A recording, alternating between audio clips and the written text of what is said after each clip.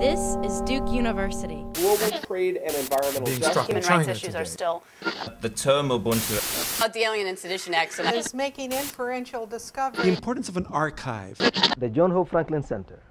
STEM research in the hood?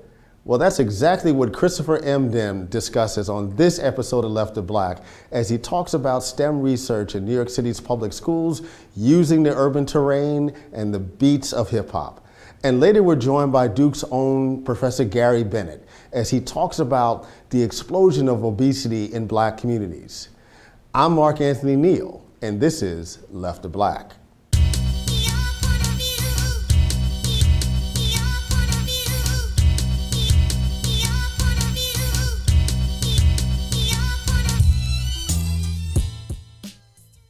Welcome back to Left of Black. I'm your host, Anthony Neal. We're happy to be joined this afternoon by Professor Christopher Emdin, Assistant Professor of Science Education and the Director of the Secondary School Initiative at the Urban Science Center at the Teachers College, Columbia University. How are you doing today, Professor Emdin? I'm doing well. I'm really glad to be here joining you today. We're really excited to talk about this new book of yours, Urban Science Education for the Hip Hop Generation, Essential Tools for the Urban Science Educator and Researcher. So let me start with this question, right? You know, when folks hear urban science education, I think for far too many Americans, science, urban, and education are not three words that seem to ever be in sync. So when you talk urban science education, what exactly are you talking about?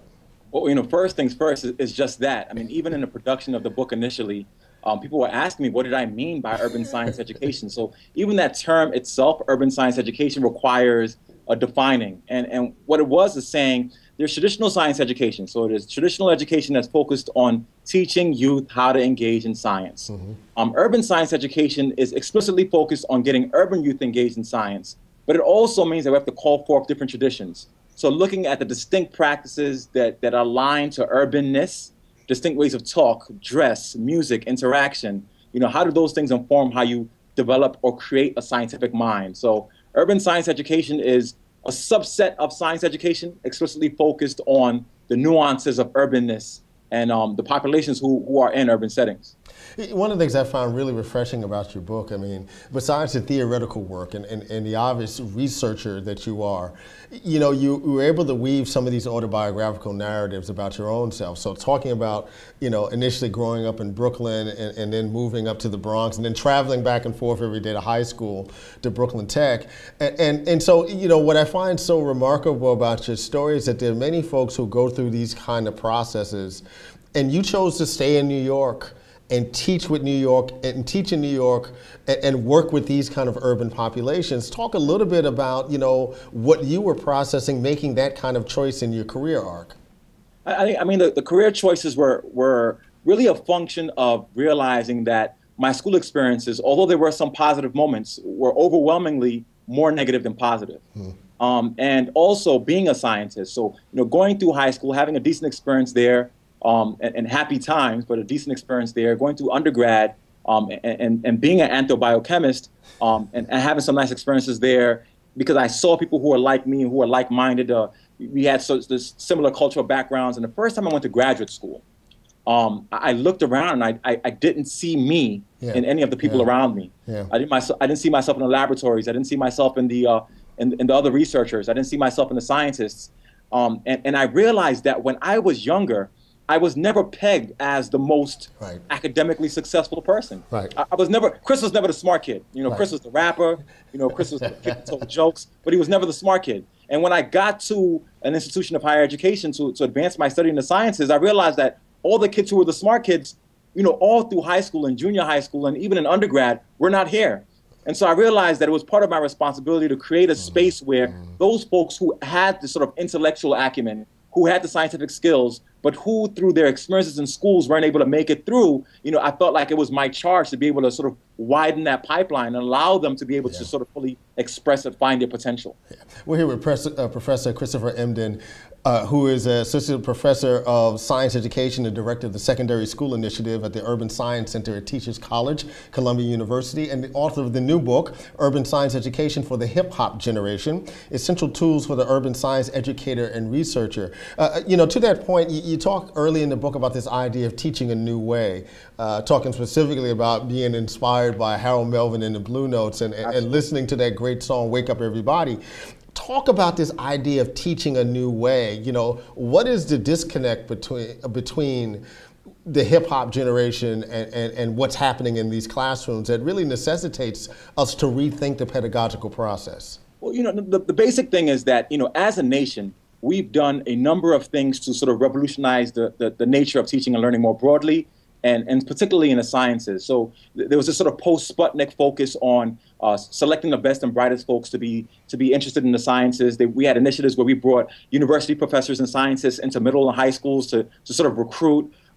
We have processes politically, such as like No Child Left Behind. We have Race to the Top, Race Around the Block. We name all these different things. We have these policy initiatives that we focus on.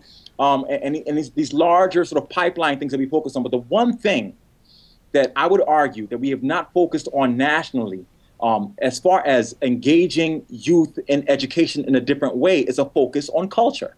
There's never been an explicit focus on culture. And part of that reason is because people are scared of talking about culture. Once you start talking about culture and education, it sort of calls forth this idea of looking at race issues, class issues, gender issues, and people don't like to talk about those issues. But I would argue that that's the one thing that we haven't focused on yet. And so teaching a new way means teaching with an exclusive, explicit focus on culture. And for urban youth who've been marginalized from success in academics, who've been marginalized from success in the STEM disciplines, we have to focus on hip hop culture, because hip hop culture is where they are. And so the idea here is, if we're teaching a new way, inspired by Harold Melvin and the Blue Notes, then let's focus on what the culture is of that population, and how may their culture be able to be used as a pedagogical tool, as a philosophical tool, as a theoretical tool to reframe and retool this nature of teaching and learning. And in fact, the way that we often talk about science, right? Science is something that's antithetical to culture, right? They're never in conversation, right? And so, black bodies and brown bodies get reduced to culture. It's the old nature argument, right? So of course, they can't engage science in that kind of way. What do you say to those folks? Because one of the things I got a kick out of with the book, looking in the back in the glossary, and for me, reading as someone who does not have a strong science background, I dug reading the words that spoke to specifically scientific concepts that I need to unpack. But I'm also looking at words like the block, and these other forms of black vernacular language. And so, what do you say to those folks who look at this project and as an extension of how folks have talked about hip hop, say, well, this is just another fad attempt to be able to reach black and brown kids who inherently aren't interested or incapable of succeeding in the sciences, in the STEM, in the STEM, curriculum?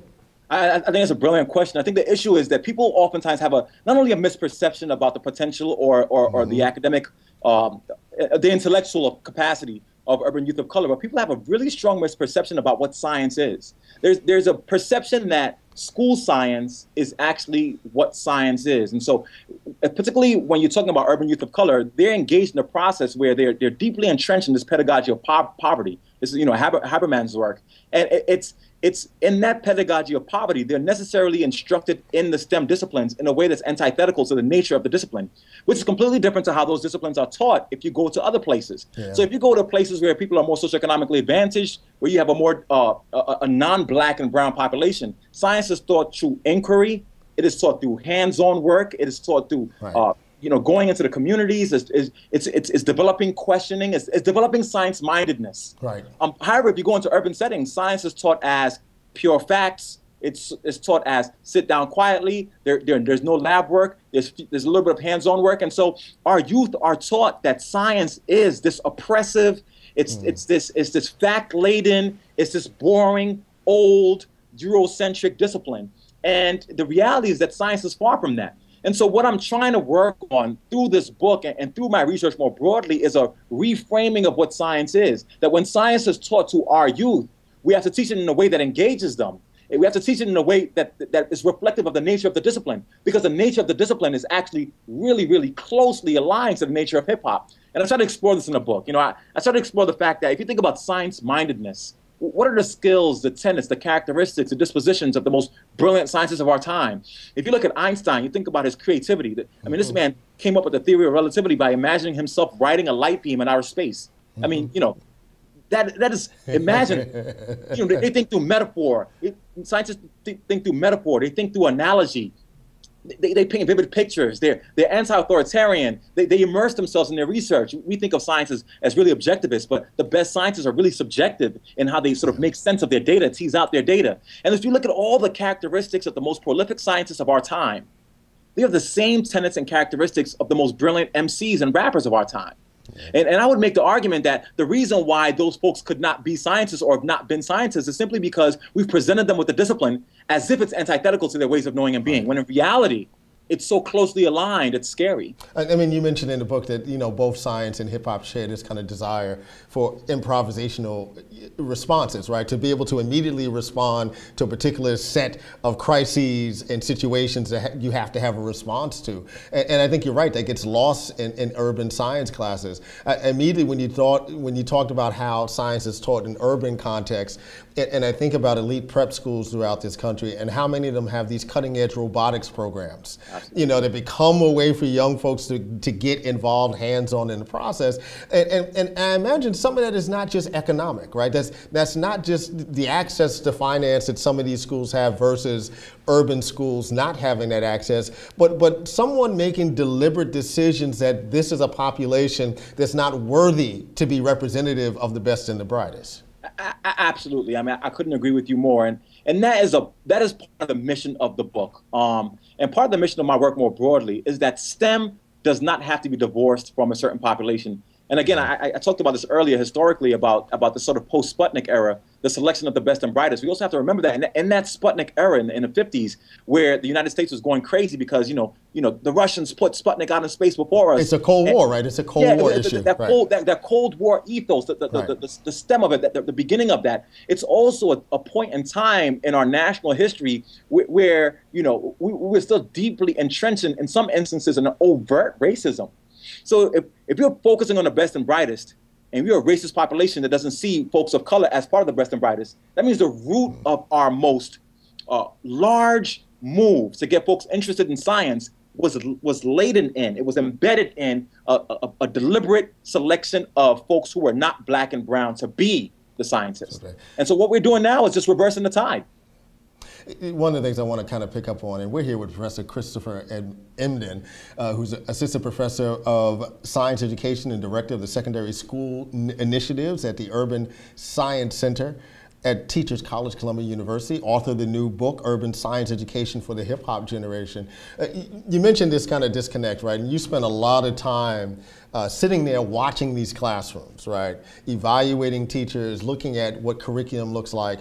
And you mentioned in the book that, as the population of public schools become increasingly black and brown, that population is not necessarily represented in the teachers who are in the classroom. Yep. And we had Sean Harper on a few weeks ago talking about his research at where black males are successful on the college level. And he talked about this kind of concept about how difficult it is to see success in a context in which you have teachers who've been socialized to be fearful, suspicious, who in some ways see kids in the classroom as no different than George Zimmerman might have seen Trayvon Martin.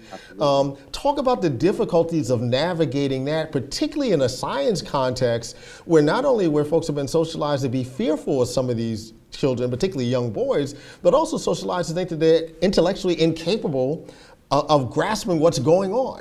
Yeah. I mean, what I found is actually a two-pronged process. So we find this instance where we have the teachers who are in this classroom with the young people who have a fear of them. And that leads to poor pedagogical practice because you can't teach who you're scared of. I mean, that's just the bottom line. Right. We also have this other issue of teachers who come into the urban settings and urban classrooms with an overwhelming enactment of white guilt.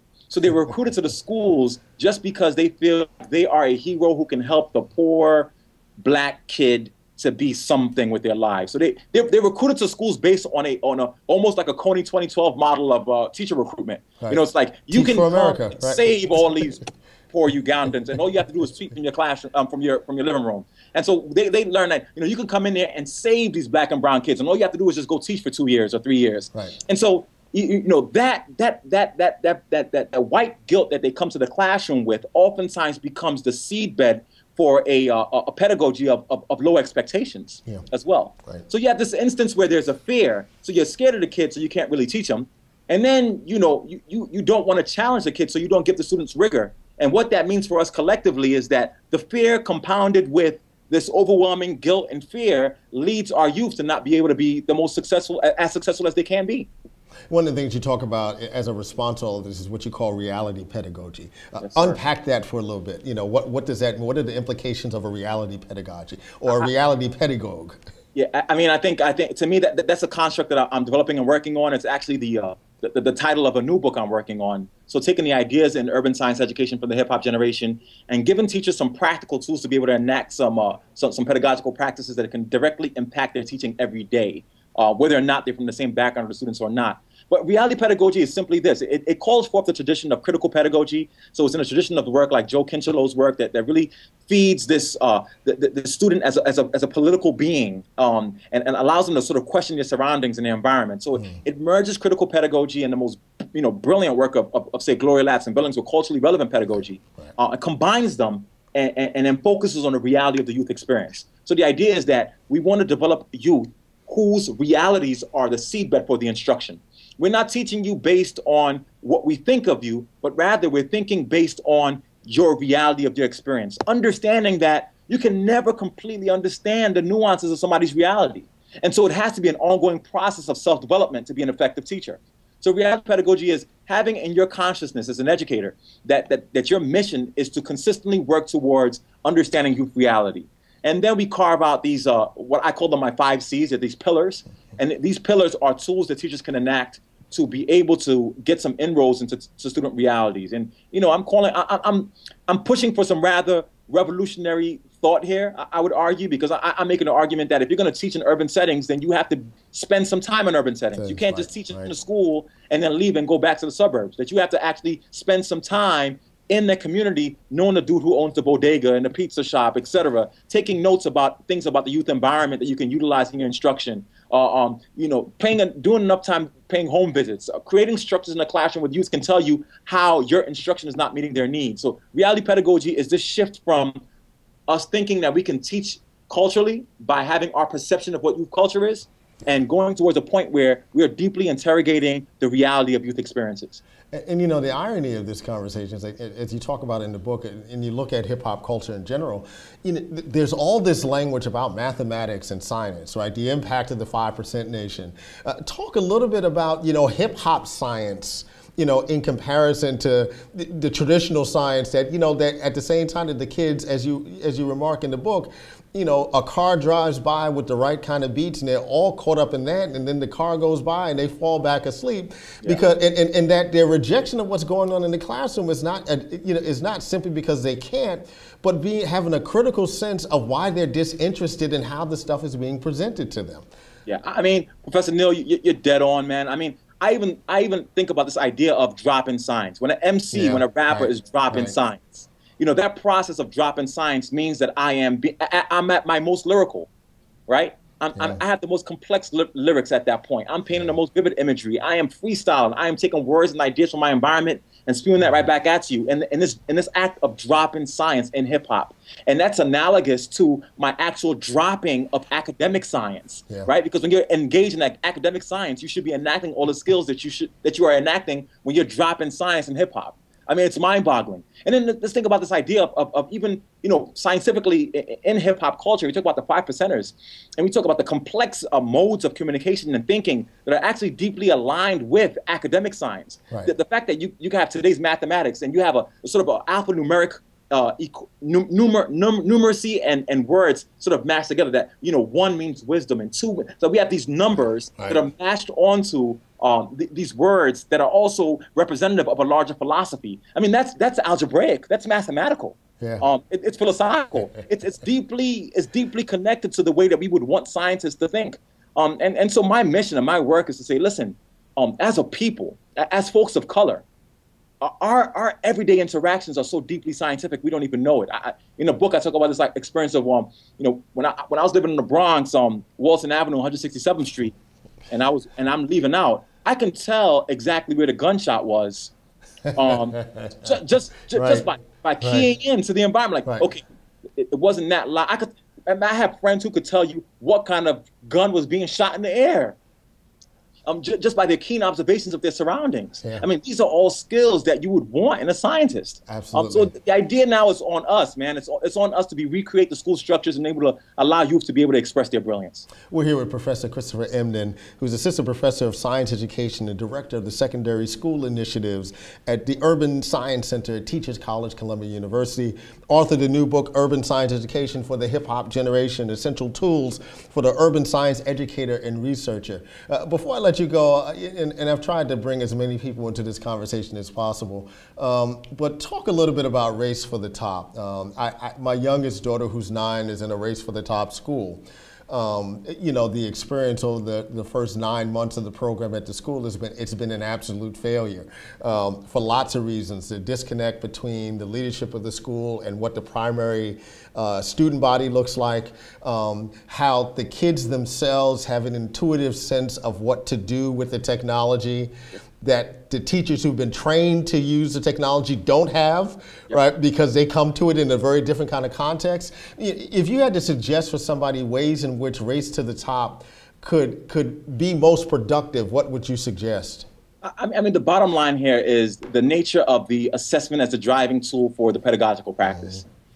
Whether you call it Race to the Top or you call it No Child Left Behind, if the end result is that you are judging youth on their intellectual capability based on a single form of assessment that's not reflective of their complex ways of knowing and being and doing, then it's going to be a disaster. You know, we talk all the time as educators about the fact that we want folks to sort of be able to use their multiple intelligences in the classroom, teach in more nuanced and complex ways.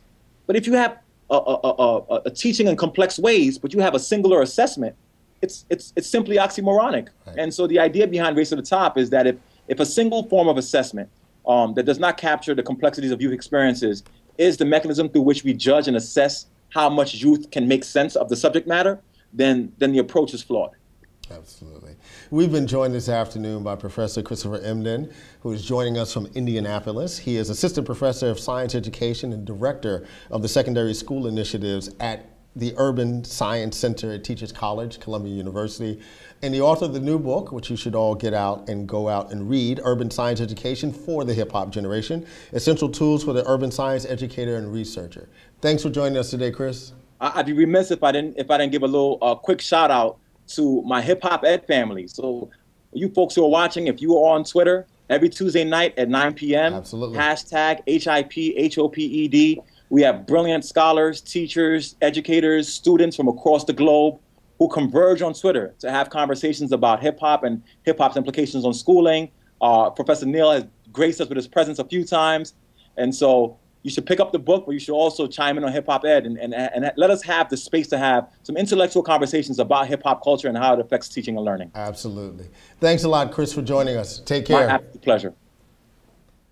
Welcome to Left to Black. I'm your host, Mark Anthony Neal, and we're joined this afternoon by Professor Gary Bennett, a clinical psychologist and social epidemiologist, Associate Professor of Psychology and Neuroscience here at Duke University, where he's also the Director of the Duke Obesity Prevention Program and a member of the Duke Global Health Initiative. How are you doing today, Gary? Doing very well. Thank you Thanks for joining us here at our Left to Black studios. Talk a little bit about your work. You're most well known these days for your work around obesity prevention, particularly dealing with high-risk communities. Talk a little bit about that work. So we're interested in identifying strategies to deal with the obesity epidemic, and particularly strategies that can be delivered at scale, at very low cost, and that can reach the highest risk populations for obesity in the U.S. So for us, that mostly means working with blacks, U.S. blacks, and with socioeconomically disadvantaged patients. And so our laboratory is organized around trying to identify the most innovative, creative solutions for treating obesity in the settings where we tend to find these populations, and for us that means the primary care setting. Talk a little bit about this for a second. You know, folks hear epidemics and they're thinking about something viral. Yeah. They don't normally think about obesity within that context. So Right. unpack that a little bit for our audience. Yeah, you know, the obesity epidemic is truly, and it's an epidemic by definition in the U.S. Almost over 80% of blacks are overweight, and nearly half of black women are obese, clinically obese. So by any standard, that qualifies as an epidemic. And it's not one that sneaked up on us necessarily. You know, we've known about the obesity epidemic for 25, 30 years now. Blacks and particularly black women and Hispanic women are the most disproportionately affected in the United States. And now we're seeing the epidemic become a pandemic, meaning that it's affecting multiple nations, and it's really spreading across the world. You know, I do a little bit of work in China, and what we see there is it's like looking through a time machine at the obesity epidemic 30 years ago here in the U.S. We're really, as they start to become more westernized, they're putting on weight in the same way that we did as well. So it's a real challenge, particularly when you consider the impact of obesity on a whole host of chronic diseases like cardiovascular disease and diabetes and many cancers. The kinds of things that we're concerned about that disproportionately affect black populations in the U.S., by and large, are those things that are connected with obesity. You're watching Left to Black. I'm Mark Anthony Neal, your host. We're joined this afternoon by Professor Gary Bennett, who is Associate Professor of Psychology and Neuroscience here at Duke University and Director of the Duke Obesity Prevention Program. Gary does a great amount of work around obesity prevention, particularly dealing with high-risk populations, African-American black populations here in the United States.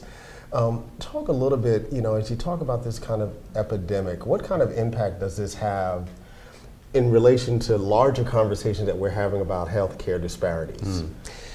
Well, I got interested in the topic of obesity because I was interested ultimately in health disparities. You know, when you look at the disparities that blacks tend to experience, so disparate rates of coronary heart disease, of stroke, diabetes, of cancers, many cancers, colon cancer, breast cancer. These are all things that are very tightly linked with obesity. Obesity is a large risk factor for diabetes, something that you know, really is quite disproportionately prevalent among blacks in the United States. But I really started getting interested in obesity because of my interest in cancer, which is, you know, we don't often think about the association between obesity and cancer. But I was, before joining Duke, I was at the Harvard School of Public Health and the Dana-Farber Cancer Institute, where I was interested in cancer prevention strategies. And one of the things that surprised me was that as a community, blacks smoke at a rate that is lower than other communities. So blacks have one of the lowest smoking rates. And so there was some confusion as to what's causing these disparately high rates of, say, colon cancer. Well, we know that colon cancer screening isn't as high as we'd like it to be. But there are a whole host of these other risk factors: low levels of physical activity, high levels of obesity, high levels of red meat intake. All of these things drive high rates of colon cancer, and they're not things that we think of as risk factors. So that's one of the things that got me more interested specifically in studying obesity in blacks. You know, I think today, if we could simply lower the prevalence of obesity in blacks a little bit, we're not even talking about large changes, we could dramatically impact health disparities in the U.S. and the associated costs. So I think obesity is low-hanging fruit, no pun intended, and it's something that from a public health perspective, we need to get our arms around. We had Alondra Nelson on the show back in October, and she's done this wonderful new book looking at the Black Panther Party and their history of community clinics. And you mentioned this interesting kind of dynamic. You know, folks don't think of obesity necessarily as something that they need to go to the doctor to see. Right. And so when they go see primary care, they go into the community clinic, they're not usually talking about obesity. Yeah. And you're trying to flip that a little bit, saying that, you know, actually it's in these primary care facilities where we need to make those kind of interventions. That's absolutely right. How successful has that been, you know, so far, both from the standpoint of trying to get patients and community folks to actually use these kinds of services, but also from the standpoint of the primary care providers. You know, how open are they to dealing with these kinds of issues? I mean, we know the kind of pressures that primary care providers are on, trying to rush folks through the office. You know, they're going to deal with the thing that is affecting you, might kill you today. Not necessarily the thing that's going to kill you, you know, 10 or 7 years from now. Yeah. Well, you said it all. In fact, I mean, those are the key challenges. I mean, there are a couple of things. One is, I've often said that if you want to do something about your weight, one of the last places you want to go today is your doctor. We know that, and I say that with love. And in fact, providers are doing a hard job. They have one of the hardest jobs, and particularly the providers that work in the kinds of care settings in which we practice. So we work mostly in community health centers, where you're right, there are a lot of acute needs, and there are a lot of chronic disease needs that need acute management. So it's not often the case that providers have the luxury of focusing on prevention. And so nationally, what we know is that patients only receive counseling from their providers about a fifth of the time to lose weight. So an obese patient comes in the doctor, only about a fifth of the time do those patients receive some counseling from the doc, strategies about how they can lose weight.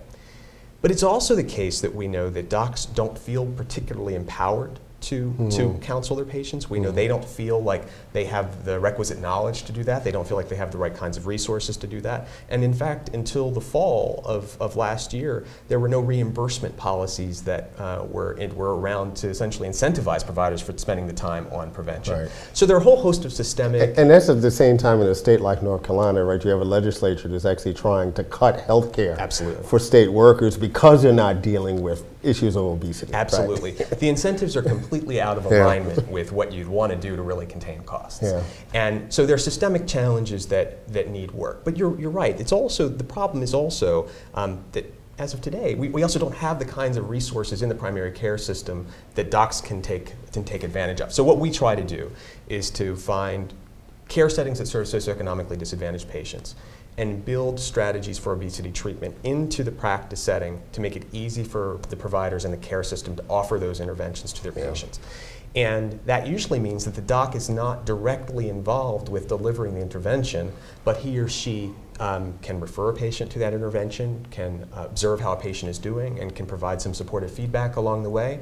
And that makes it easy for them to be involved in the process, but not direct the process. And what we find is that I have yet to meet a provider who was not extremely interested in the issue of obesity. I have yet to find someone who didn't believe obesity was an important consideration for their patients, particularly in socioeconomically disadvantaged settings. They just need some help, and that's what we do. You're watching Left of Black. I'm your host, Mark Anthony Neal. We're joined by Professor Gary Bennett, who's a professor of psychology and neuroscience here at Duke University, where he also directs the Duke Obesity Prevention Program and also a member of the Duke Global Health Institute. One of the things that, that comes up in these conversations, right? In some ways, when we think about black folks and obesity, it's a huge stereotype, right? One that's kind of circulated historically, right? To the point that we almost think about blacks and obesity as kind of pathological. And so you have that kind of dynamic, and we've seen all these studies, come out the last 5 or 10 years. Can you talk a little bit about what are some of the very real cultural and social cultural political realities, that lead to obesity and also inactivity, right? Yeah, so this is really one of my favorite topics, and I think this is what really characterizes our work. It's well known, we've known for 30, 40, 50 years now, that as a community, there's variation within the community, but as a community, blacks are more tolerant of heavier body shapes. It is a stereotype that has been often described to the community, but it's also a norm that the community shares. One thing, when you're studying obesity in blacks and in Latinos increasingly, you have to start by saying, when a condition is 80% prevalent, it's normal to be overweight. It's abnormal to be of normal weight. And that's interesting. From that perspective, some of these normative attitudes and behaviors make quite a lot of sense. If everyone you know is clinically overweight, being clinically overweight can be viewed as the norm. You can imagine scenarios where communities begin to develop tolerances for heavier body shapes, and where you underestimate the health impacts of that condition. So we know that to be the case. It's also the case that there are fewer within-group social pressures for people to lose weight. So put a different way, in every clinical trial we've ever conducted on obesity, particularly in black women, we have situations where our patients will come back and say things like, you know, my husband, my mother, my sister told me, you know, why were you in that weight loss intervention to begin with? You look fine just the way you are. My husband likes me thick. My husband likes me thick, absolutely. Right. Yeah. And so it's challenging for patients to lose weight in that kind of a situation. But we know that these are attitudes and behaviors that lead to additional weight gain. So what you would normally do in a situation like that is that you would develop a treatment strategy that tells people that they should lose weight. And what's traditionally done is we say, you should lose weight, and by losing weight, you'll get healthier. Yeah. In many communities, blacks perhaps most notably, doing that is essentially asking people to embrace a set of norms and an identity that really is not their own, by and large.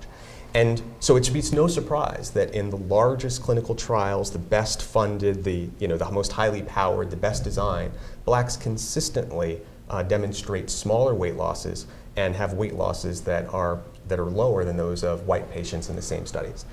Blacks on average lose about half the weight in clinical trials as do whites in those same studies. And it's really no surprise when you consider that the norm is to tell people essentially that they should embrace an identity that's completely inconsistent with their socio-cultural reality.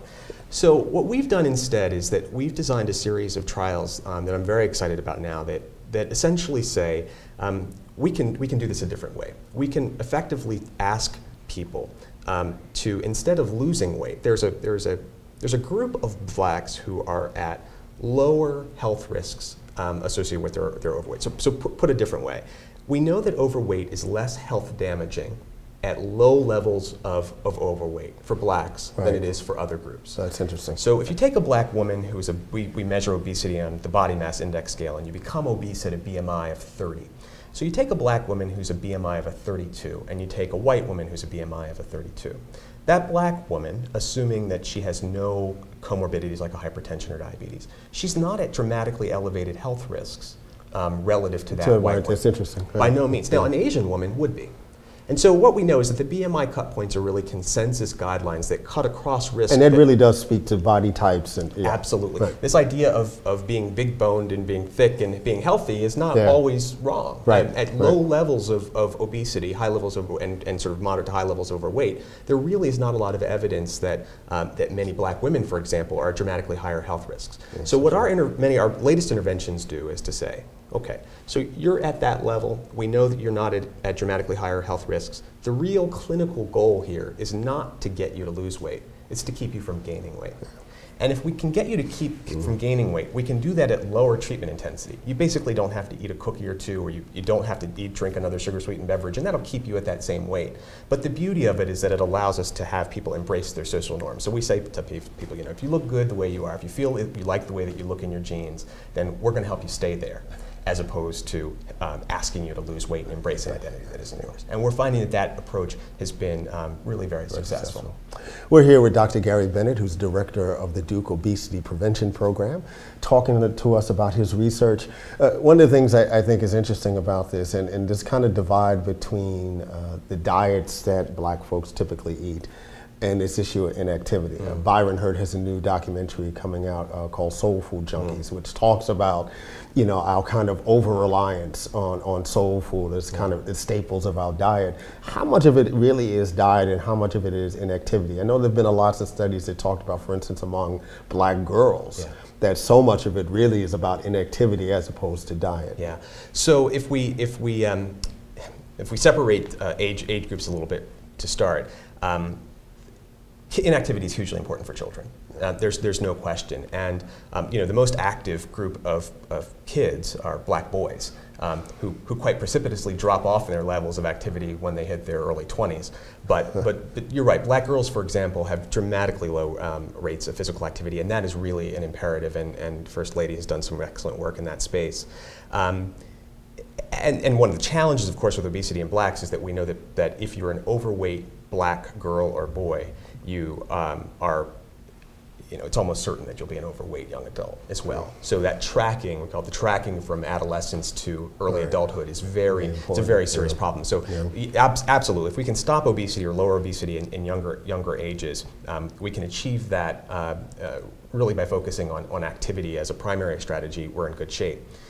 Once people reach adulthood, I'd argue that diet is the real concern. Physical activity is incredibly important for overall health promotion, and it's true that blacks have lower levels of physical activity than we'd like, but you actually get more bang for your weight loss buck through diet than you do through exercise. And it's certain, that the diet and the poor dietary quality, the excess number of calories that the traditional, Southern black diet comprises is a challenge for obesity. One of the things that you're doing at the center that you run is that you're really using new media as a way for a more interactive experience, for folks who come through. Talk a little bit about your embrace of this new technology. Yeah, well, I'm a really bad programmer who for a long time is trying to find ways of combining what I like to do in evenings and weekends with what we do during the day, and so that's part of it. But the other thing is that we used to call the populations that I work with, a lot of times epidemiologists will call them hard to reach. Hard to reach meaning, try to deliver a survey or you try to do an intervention, people have a lot going on, it's hard to engage people. And it's always seemed to me that we can reach, it's not that people are hard to reach, it's just that we haven't been trying to reach them with the right tools and with the right approaches. Yeah. And what we see, is with the rapid penetration, particularly of mobile technologies in these communities, Black and Latino and socioeconomically disadvantaged all, really, I think this is the primary strategy for reaching communities of high-risk patients in the contexts in which they live. And it has the added advantage from an intervention and a treatment perspective of helping, because it's sort of always with people. So the fundamental challenge in weight loss is getting people to constantly self-monitor what they're doing, to keep track of what they're eating and how active they're being, and for us to be able to deliver kind of contextually and temporally appropriate tips to people while they're living their lives. You can do that easily on a mobile device, and now that we find that blacks, for example, are more likely than whites to both own smartphones and use them for data purposes, it seems silly not to go in that direction. So I'm encouraged by what we're seeing, and certainly we've had a lot of experience. We've in this space we've designed technologies using most platforms and channels, and what we find is that time after time after time, the digital divide of old, is, in my mind, is non-existent. What we have today is a new playing ground, and people are there and they're ready to use the technologies. We're here with Professor Gary Bennett, who's a professor of psychology and neuroscience here at Duke University, director of the Duke Obesity Prevention Program, also a member of Duke's Global Health Initiative. One of the things, to kind of switch a little bit, you graduated from Morehouse, and there have been ongoing conversations about the lack of black researchers in STEM in the pipeline. But yet you come out of Morehouse, right? And there's lots of other examples. How important do you think at this stage are HBCUs really to creating the kind of pipeline that we need in terms of black researchers doing STEM work, doing the kind of work that you're doing, right? And doing applied research that can actually directly impact black communities? Yeah, I think they're absolutely essential. I don't think there's any question that they are. I don't think there should be any question that they're absolutely essential. It's no surprise to me, as a graduate of an HBCU, as a proud graduate of an HBCU, it's not surprising to me at all that many of my colleagues who are in the STEM field are graduates of HBCUs. Now, correlation is a causation, I don't know. As a good scientist, I'll tell you, I don't know that there's a causal argument there, but I believe that there's one. And some of that has to do with the culture of the HBCU culture. Part of it has to do with the fact that many HBCUs are smaller, and many of them are places in which mentoring is taken very seriously. It's not just about the black culture. It's about the pedagogical culture of these settings. And what was in the STEM world, if you want to become a researcher, what that requires, I think, at the undergraduate level, is spending a lot of time in a laboratory and getting very used to rejection and getting very used to the hard hours and trying different experiments and becoming comfortable with failure and these kinds of things. And that's just not easy to do. And I think HBCUs have traditionally taken that challenge on and have done that just as part of their kind of standard set of offerings. And so, and when you add to that a supportive climate, one in which race is by and large is less of an issue. Right. I think it's, it fosters, I think, in a student the ability to get good at something and get confident very quickly, which is ultimately what I think surviving graduate school requires. So I think there's no question about this, and I am, again, I'm a very, very, very proud graduate of an HBCU. But you said I went to Morehouse, so folks who know what that's about will know why I'm acting this way. We've been joined this afternoon by Morehouse man, Professor Gary Bennett, who's a professor of psychology and neuroscience here at Duke University, director of the Duke Obesity Prevention Program, and a member of the Duke Global Health Initiative. Thank you for joining us this afternoon, Gary. It's a pleasure. Appreciate it.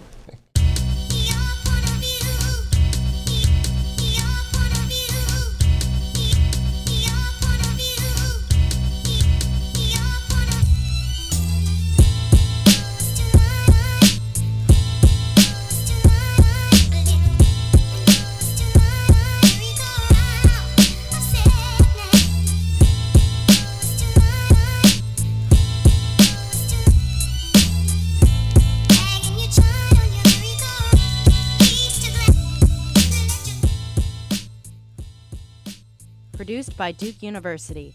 Online at duke.edu.